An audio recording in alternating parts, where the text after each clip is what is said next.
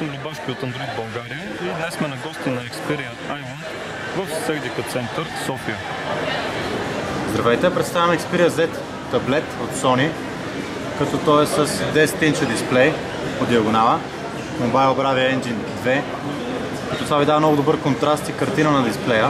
Имаме 443 пиксела на инч. Той също така е с 8 мегапиксела камера, с HDR видео и снимки.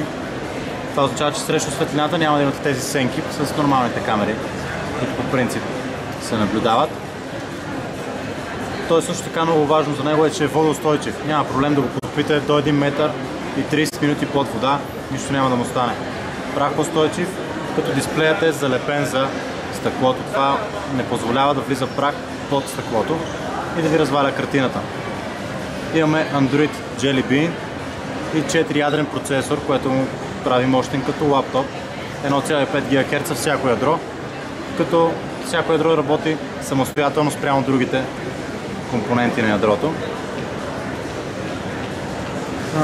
Друго интересно за него е, че може да го ползвате като дистанционно за всички уреди в къщи. Това става от тук. В менюто имаме една програма, може да управлявате абсолютно всичко от дивана, независимо дали марката е Sony. Имаме NFC, ето тук отзад.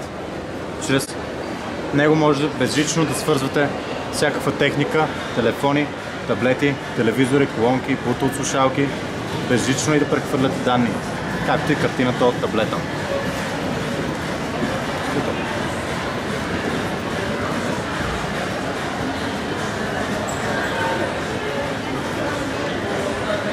В момента ще потопим Xperia Z от вода.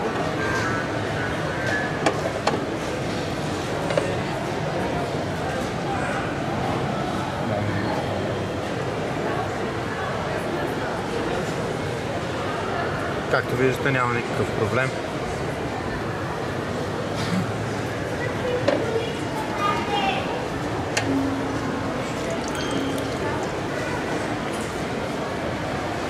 Той продължава да работи.